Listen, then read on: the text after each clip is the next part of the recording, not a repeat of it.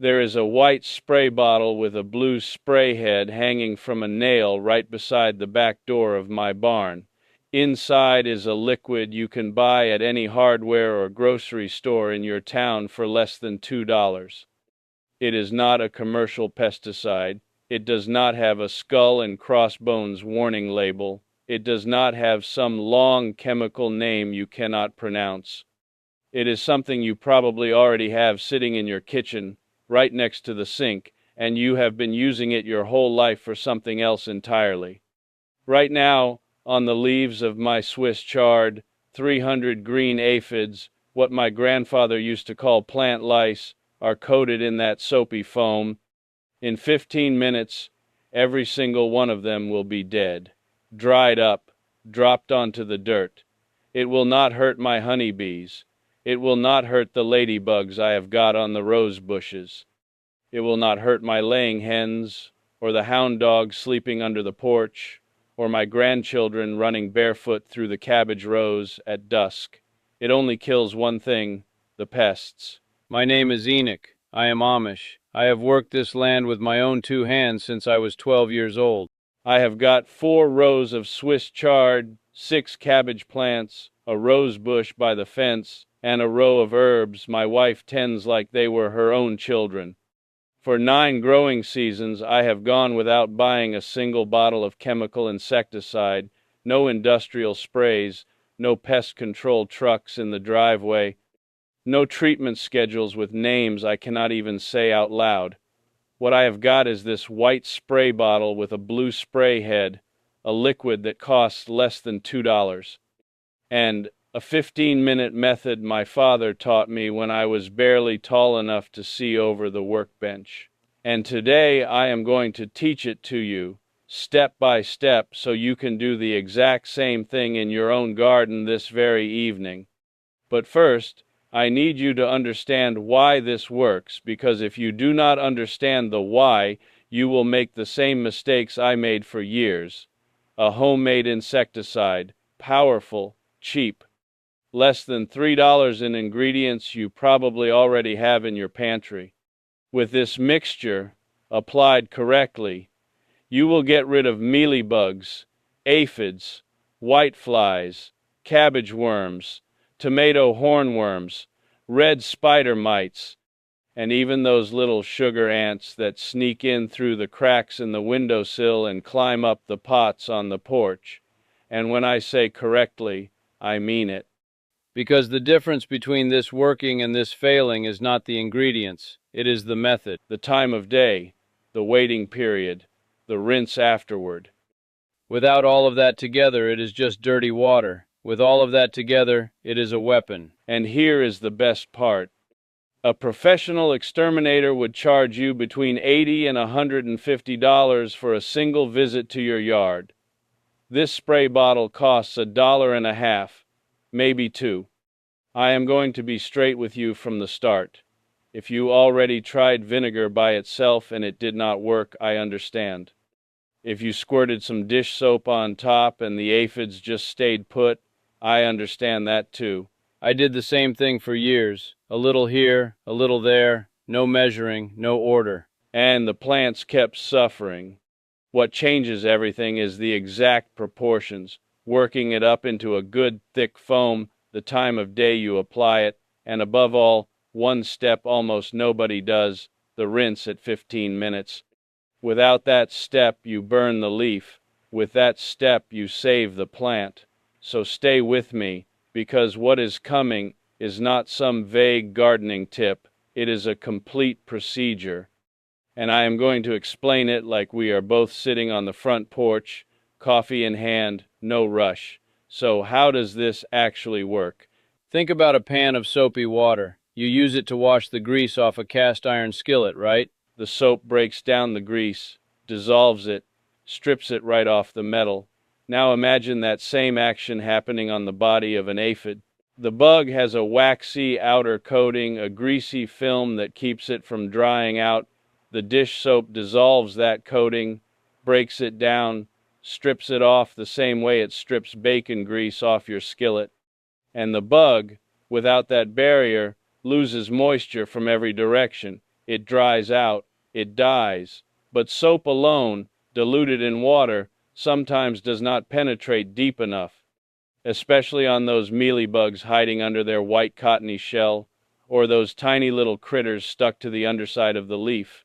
That is where the second ingredient comes in. The acid in the vinegar, at that concentration of 50 milliliters per liter, acts as a direct irritant on the insect breathing system, because insects do not breathe through a mouth like you and me.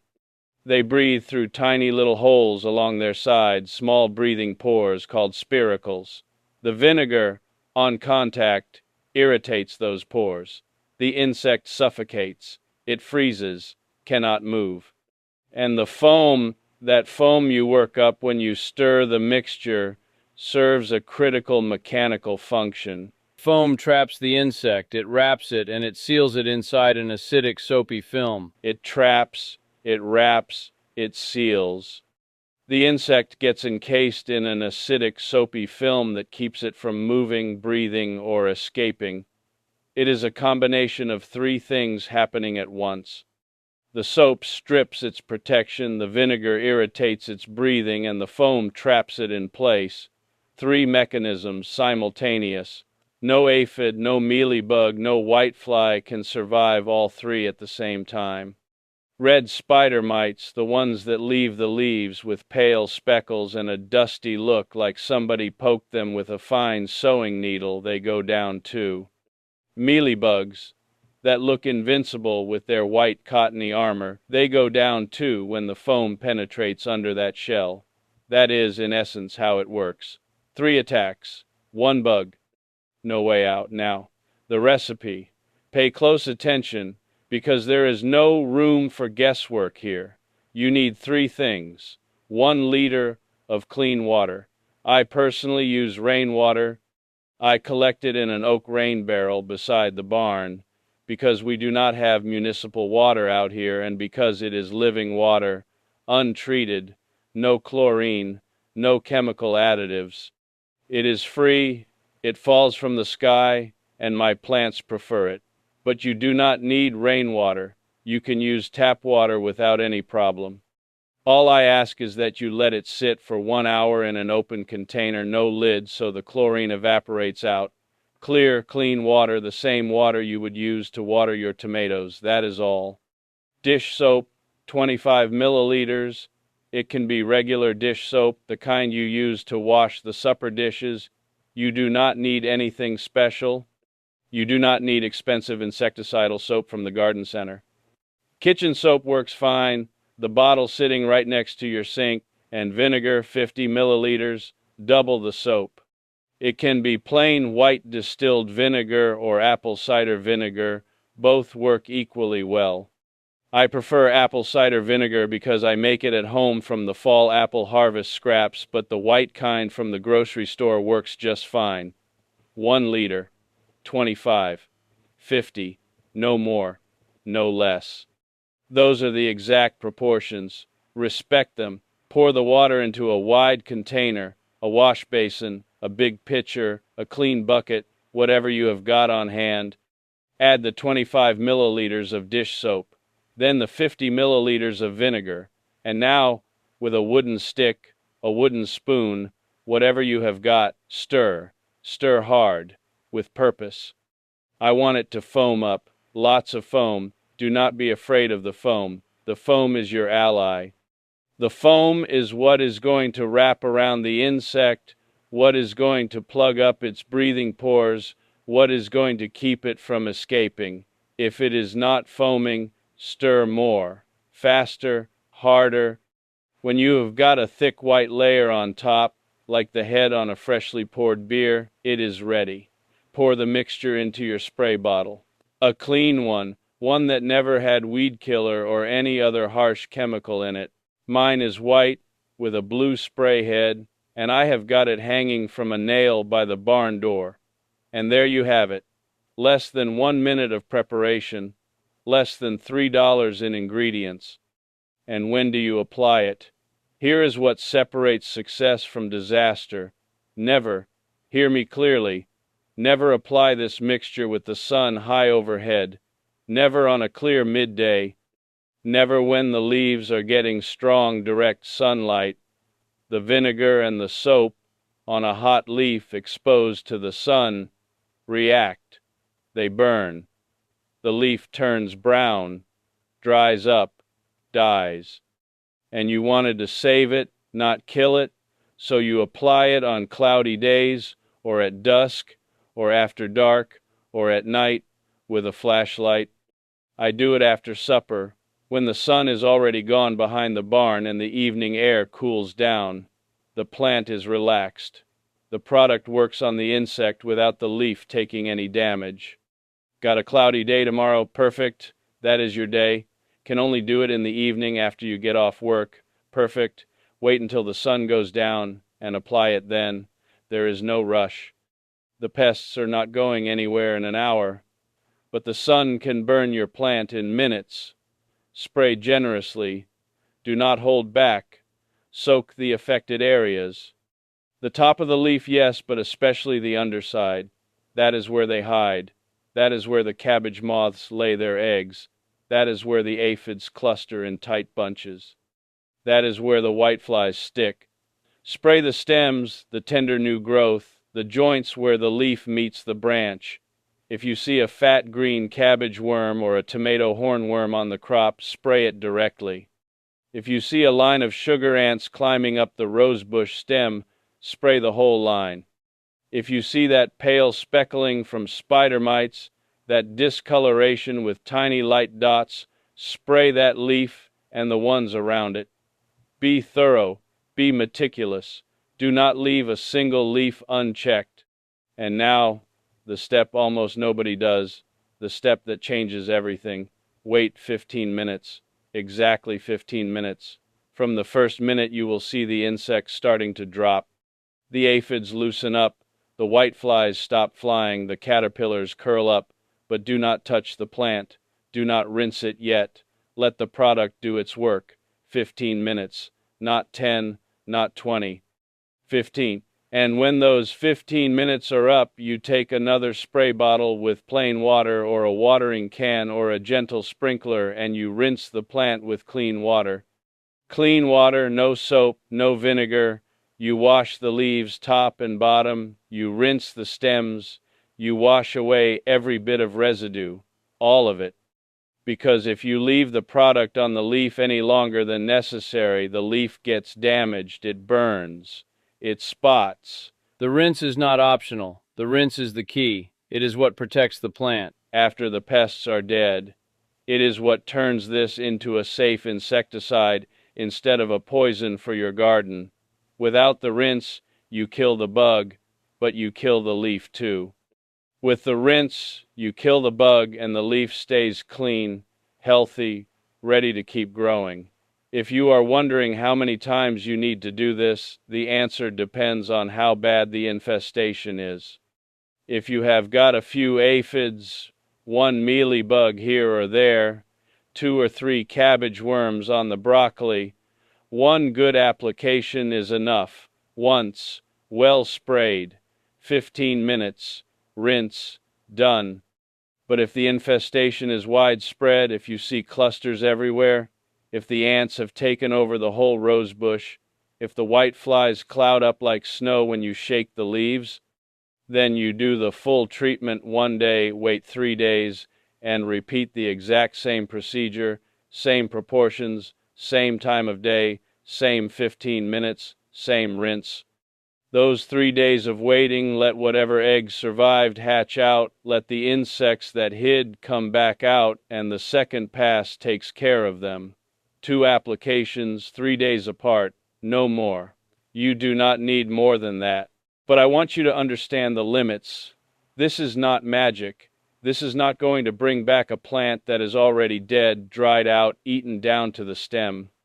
If you are too late, if the infestation has been going for weeks and the plant has no leaves left, there is no homemade or store-bought insecticide that will save it.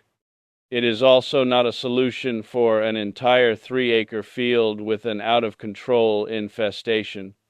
For that you need different scales, different strategies. This is for your backyard garden, for your porch pots, for your rose bushes, for the kitchen window plants and the family garden, and it does not replace prevention. Checking the leaves every week, pulling off the badly damaged ones, keeping the soil healthy, not drowning the plant with too much water from the hose. If somebody tells you that with this you never have to look at your plants again, they are lying to you. I am not going to lie to you. If you like this video, subscribe. That helps me keep sharing these old farm tricks that actually work. No empty promises, no expensive bottles, no names you cannot pronounce. A safety warning, brief but important. This mixture is not toxic like a synthetic pesticide. You are not going to poison your family with it. But concentrated vinegar stings the eyes. If it splashes, it burns. Soap in large amounts can dry out your skin if you handle it carelessly for a long time. Wear work gloves if you have got sensitive skin. Do not rub your eyes while you are mixing it. Wash the spray bottle well after you use it, and even though it is a mild product, do not spray it directly on fruits or vegetables you plan to eat that same day without a good wash first. Spray at dusk, rinse at 15 minutes, and by the next day the fruit is clean. Common sense, clean hands. That is all. And why do you not see this remedy on store shelves? I do not believe there is a grand conspiracy. I do not believe there is some secret meeting of chemical corporations making it illegal for you to mix soap and vinegar in your kitchen. It is simpler than that. There is no business model. There is no profit margin in selling you a recipe you make for $1.50 that solves the problem in one afternoon. The business is in the bottle with the shiny label, the patented name, the weekly dose, the continuous dependency. The business is in you coming back to buy, again and again, every month, every season. The accumulated cost of chemical insecticides for one growing season can easily exceed $200. And those chemicals leave residue in the soil, kill honeybees, kill ladybugs, kill the beneficial insects you want to keep in your garden. $200 spent damaging your own land. Compared to that, $1.50 in soap and vinegar that breaks down into water and acetic acid, leaves no trace, does not poison the rainwater soaking into the ground. It is not a conspiracy. It is economics, it is structure, and you can choose to step off that wheel. In my community, we do not have the habit of running to the store the moment a problem shows up, not because we are stubborn, but because we believe the solution is already close. It is already in the pantry, in the workshop, in the field. A pest is not some abstract enemy. It is an insect with a body, with a way of breathing, with a weakness. If you understand the weakness, you do not need poison. You need observation and patience. That is what self-sufficiency is. It is not pride. It is not rejection of the modern world. It is simply the peace of mind of knowing you can handle whatever comes your way with your hands, your head, and what the land provides. And that peace of mind, I tell you from the bottom of my heart, is priceless. So here is what I want you to do today. 3 steps. First, mix 1 liter of water with 25 milliliters of dish soap and 50 milliliters of vinegar. Stir until you get a good thick foam. Pour it into your spray bottle. Second, at dusk, or on a cloudy day, spray generously on all affected areas, the undersides of the leaves, the stems, the new growth. Wait exactly 15 minutes. Third, rinse the plant with clean water, washing off all residue. If the infestation is severe, repeat in 3 days. Nothing more, nothing less. Now I want to hear from you. What home remedy did your grandmother, or your mother, or your father use for garden pests? What old trick?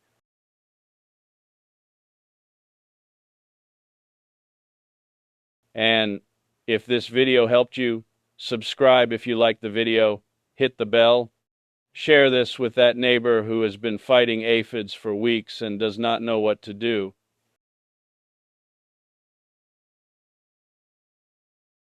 to fight powdery mildew, that white dusty coating that attacks squash and cucumber leaves in the middle of summer.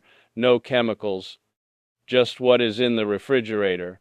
Understand the technique, master the resource. I will see you in the next one.